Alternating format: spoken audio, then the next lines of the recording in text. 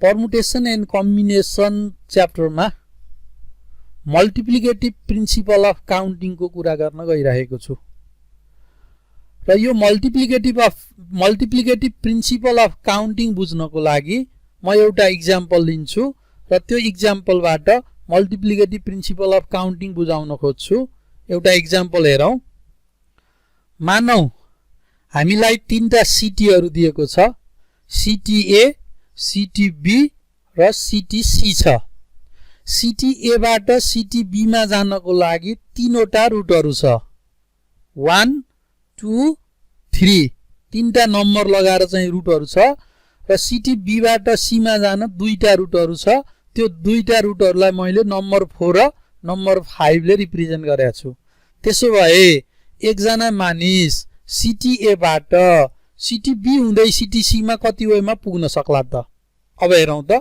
City ए बाट 1 नम्बरको root use गरेर बी मा जाने त्यहाँबाट 4 नम्बरको रुट युज गरेर सी मा जान सक्छ सिटी ए बाट 1 नम्बरको रुट युज गरेर सिटी बी मा जाने त्यहाँबाट 5 नम्बरको रुट युज गरेर सिटी सी मा जान सक्छ अथवा सिटी ए बाट 2 नम्बरको रुट युज गरेर सिटी बी मा जाने र त्यहाँबाट 4 नम्बरको रुट युज गर्न सक्छ सिटी ए बाट 2 नम्बरको रुट युज गरेर सिटी बी बाट 5 नम्बरको रुट युज गर्न सक्छ अथवा सिटी ए बाट 3 नम्बरको रुट युज गरेर सिटी बी मा जाने र त्यहाँबाट 5 नम्बरको रुट युज गरेर सिटी सी मा जान सक्छ भन्न खोजेको मतलब सिटी ए बाट सिटी बी हुँदै सिटी सी मा पुग्न त्यो मानिसलाई 6 अप्सन्स छ त्यो अप्सन्सहरु हेरौं अब यहाँनेर टोटल पोसिबल वेज भनेको के भयो त 1,4 भयो 1,5 भयो 2,4 भयो 2,5 भयो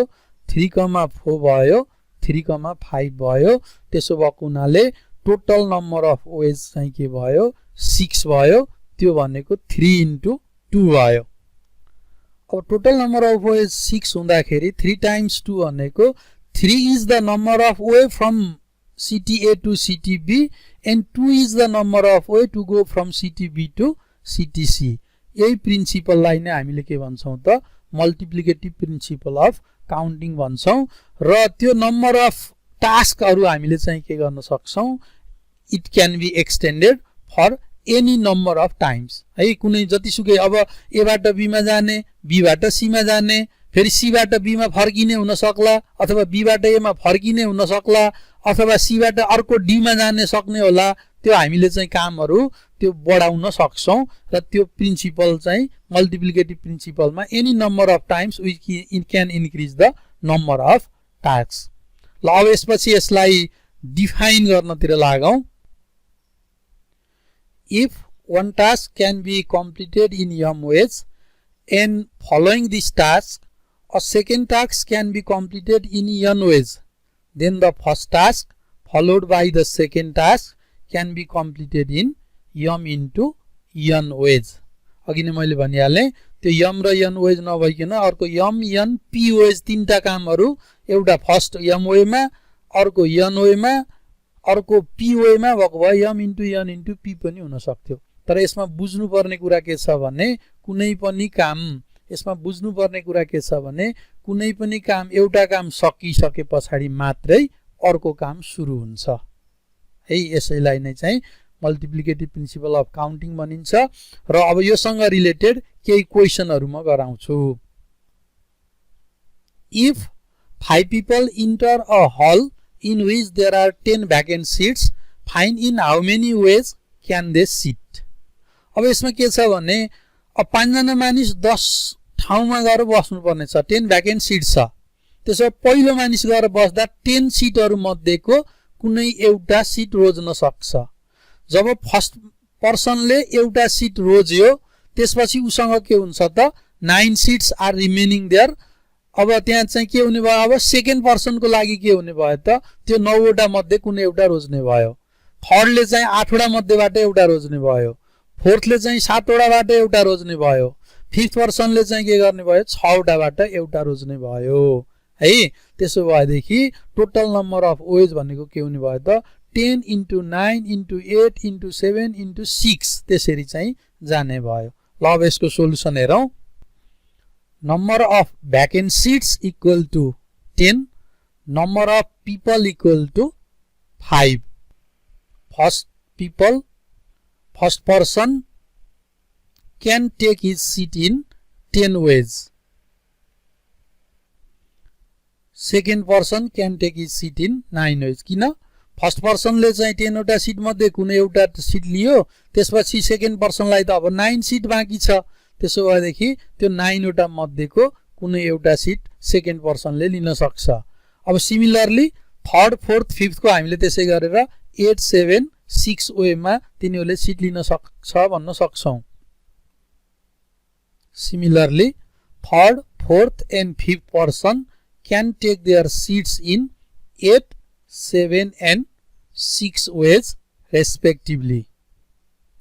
By multiplicative principle of counting, total number of ways equal to 10 times 9 times 8 times 7 times 6, this equal to 30,240 ways. That's why 5 people can take their seats in 30,240 ways if there are 10 vacant seats in the hall. There are 7 roads from city A to B and 3 roads from city B to C. In how many ways can a man go from A to C via B and return back by different route? Hey, अब यसमा चाहिँ के छ, ए बाट be मा जान 7 वटा रोडहरु छ, बी बाट सी मा जान 3 टा रोडहरु छ। एकजना मानिस ए बाट बी हुँदै सी मा जानु पर्यो र फर्केर फेरि बी हुँदै ए मा आउनु पर्यो, तर फर्किँदा उसले पहिला युज गरेको रोड चाहिँ युज गर्नु भएन। त्यसो भए अब यहाँनेर के भयो भने ए बाट बी मा जाने 7 वटा रुट छ भनेपछि जाँदाखेरि ए बाट बी मा 7 वेज मा जाने भयो। बी बाट सी मा 3 वटा रुट भएको हुनाले बी बाट सी मा जाँदा 3 वेज मा जान सक्यो। अनि सी बाट बी मा फर्किँदाखेरि उसँग के हुने भयो, 2 टा रोड बाँकी रहने भयो, 2 वेज भयो। त्यसपछि फेरि बी बाट ए मा फर्किन उसँग 6 वेज बाँकी रहने भयो। ल अब यसको सोलुसनको लागि त्यहाँ म फिगरबाट देखाउँछु। ल जस्तो ए बाट बी मा जान त्यहाँ 7 वटा रुटहरु छ, बी बाट सी मा जान 3 टा रुट छ। त्यसोभए कुनै पनि मानिस ए बाट बी मा जान कुनै पनि मानिस के गर्न सक्छ त 7 वटा रुटहरु मध्येको कुनै रुट युज गर्न सक्छ। 7 वटा रुटहरु मध्ये कुनै रुट युज गर्न सक्छ। यो ए बाट बी मा जानलाई चाहिँ के भयो त, ए बाट बी मा जाँदाखेरि के भयो, 7 रुट्स भयो। त्यसपछि बी बाट सी मा जानको लागि 3 रुट्स भयो।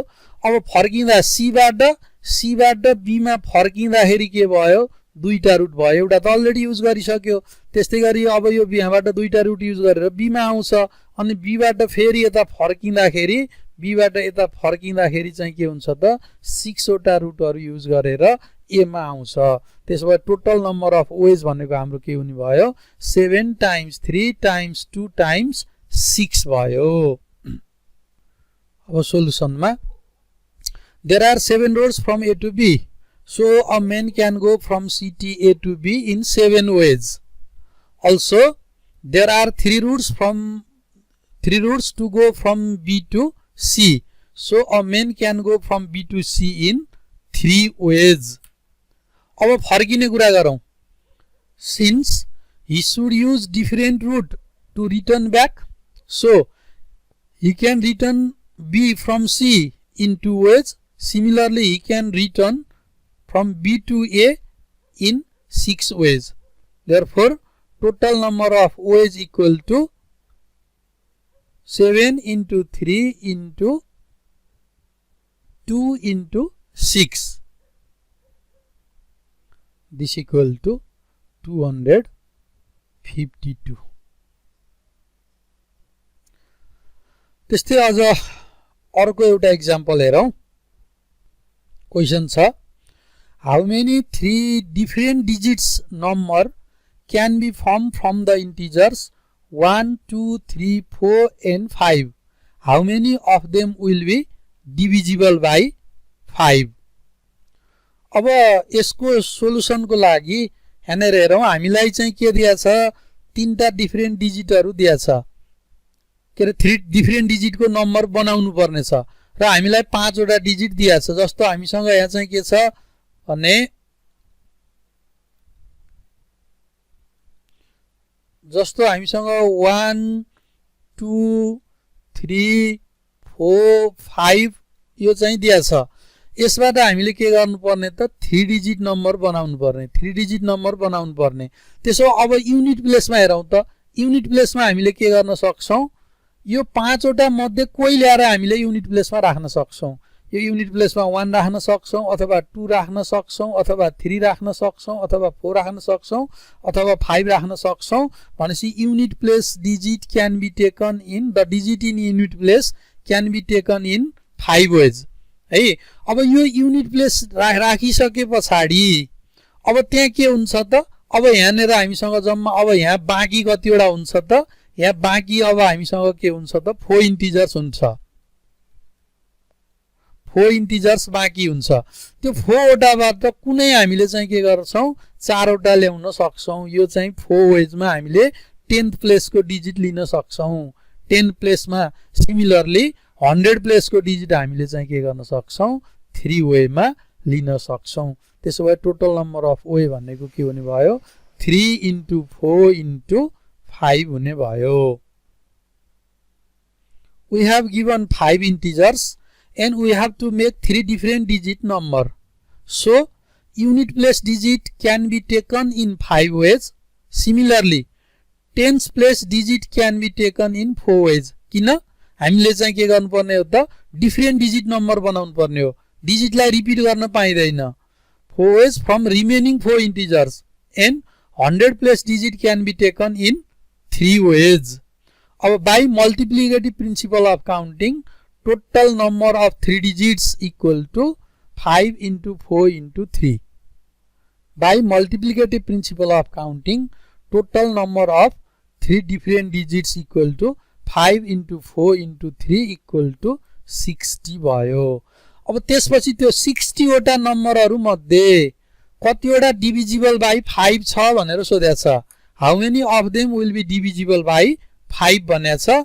त्यसो भए अब 5 को डिभिजिबल हुनको लागि है अब चाहिँ के हुनु पर्यो, हामीलाई दिएको 1 2 3 4 5 हो। हामीलाई दिएको चाहिँ के छ त 1 2 3 4 5 छ। 1 1 2 3 4 5 हामीलाई दिएको छ 1 2 3 4 5 र यसबाट हामीले 3 डिजिट नम्बर बनाउनु पर्ने छ है। त्यसो भए त्यो 5 ले डिभिजिबल हुनु पर्यो। त्यसो भए त यो 5 त लगेर हामीले के गर्नु पर्ने भयो त यहाँ राख्नु पर्ने भयो। त्यसो भए युनिट प्लेसमा ल्याउने भनेको हामीसँग एउटा अप्सन भन्दा छैन।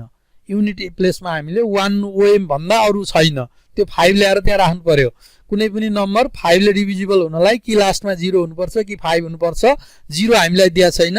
त्यसो भए 5 लगेर हामीले युनिट प्लेसमा राख्नु पर्यो। अब चाहिँ के भयो, यो 4 वटा मध्येको कुनै पनि एउटा चाहिँ लगेर हामीले चाहिँ 10th प्लेसमा राख्न सक्छौं भनेको हामीसँग यहाँ चाहिँ के भयो 4 चोइस भयो हामीसँग है। अब त्यसपछि यहाँ चाहिँ ल्याउनलाई 100 प्लेसमा ल्याउनलाई चाहिँ के भयो 3 चोइस भयो। 3 चोइस भएको हुनाले टोटल चाहिँ हामीसँग कति भयो त 3 into 4 into 1 equal to 12 हुन गयो। 3 into 4 into 1 भनेको चाहिँ के भयो त 12 वेज भयो। ल अब यसको सोलुसन हेरौं। म यो रफ चाहिँ इरेज गरे। अब यसको सोलुसनमा अब हामीले चाहिँ त्यसै गरी चाहिँ के गर्न सक्छौं त पहिला युनिट प्लेसमा हामीसँग एउटा अप्सन छ। त्यसपछि 4 वटा डिजिट रह्यो। 10th प्लेसमा 4 वटा हुने भयो। अनि त्यसपछि 3 टा रह्यो। 5 युनिटमा गयो। त्यहाँ मध्ये बाँकी 4 वटाबाट एउटा लागेर 10th मा राख्यौं। अब 3 टा बाँकी छ। 100 मा 3 भयो है। त्यसरी चाहिँ हामी सोलुसन गर्न सक्छौं। If the number is divisible by 5, there should always be 5 in unit place. So the digit in unit place can be taken in 1 way. Now the digit in 10th place can be taken in 4 ways from remaining 4 integers. Similarly, the digit in 100th place can be taken in 3 ways. So total numbers of 3 digits which are divisible by 5 भनेको के भयो त 1 into 4 into 3 भनेको 12 भयो।